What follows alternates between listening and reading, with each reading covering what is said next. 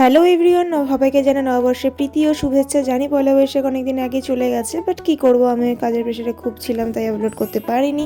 আর আগের দিন রাতেই আমি বেড কভারটা চেঞ্জ করে রেখেছিলাম, কারণ আমি জানতাম যে পরের দিন সকালে আমি একদম টাইম পাবো না। তো পরের দিন নেক্সট মর্নিং আর কি ফ্রেশ হয়ে নতুন শাড়ি পরে মোটামুটি রেডি হয়ে নিয়েছিলাম অফিসে যাওয়ার জন্য। আর বছরের প্রথম দিনটা শুরু করলাম বড়দের সবাইকে প্রণাম করে আশীর্বাদ নিয়ে। দেন আমি অফিসে পৌঁছে দেখলাম খুব সুন্দর ডেকোরেশন করা হয়েছিল বাইরে ভিতরে দু জায়গাতেই।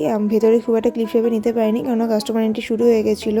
সে যারা জুয়েলারি সেক্টরে আছে তারা রিলেট করতে পারবে যে এই দিনটা কীরকম ভিড় হয়, স্পেশালি ধনতেরাস, পয়লা বৈশাখ, অক্ষয় তৃতীয়া, এগুলো কীরকম ভিড় আমাদের জুয়েলারি সেক্টরে খুব বড় ফেস্টিভ্যাল এগুলো। দেন আমি ফাইনালি পুরোপুরি রেডি হয়ে নিয়েছিলাম।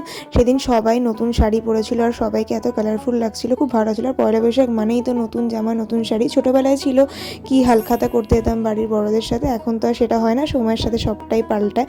তো যাই হোক, তারপর চলে যাই পুজোর রুমে, যেখানে পুজো হচ্ছিল। বড় সিনিয়ররা সব সেখানে জোগাড় করছে। देवता पूजा पूर्वक श्री गणेशादि आदि गणक देवता श्री लक्ष्मी नमो ओम पूर्णहं भवन्ति बुभ्रन्तो ओम पूर्णहं भवन्ति बुभ्रन्तो। পুজোর পর আর কোনো ক্লিপ নিতে পারিনি, চলে যাই ডিরেক্ট লাঞ্চে, সেখানে প্রচণ্ড রাশ লেগে গেছিলো। তারপর ক্যামেরা অন করি, তখন দেখি 10:47 বাজে, তখনও ডিউটিতে। দেন তারপর বাড়ি চলে আসি। তারপর আমাদের অফিস থেকে দেওয়া ছিল একটা করে ক্যালেন্ডার আর মিষ্টির প্যাকেট। তো বাড়িতে এসে মায়ের হাতের লাল লাল মাটনের ঝোল আর ভাত খেয়ে নিয়ে তারপর ফ্রেশ হয়ে শুয়ে পড়ি। কতটা এক্সস্টেড হয়ে পড়েছিলাম দেখতে পাচ্ছি। সেদিন আমরা প্রায় 13 থেকে 14 ঘন্টা ডিউটি করেছিলাম।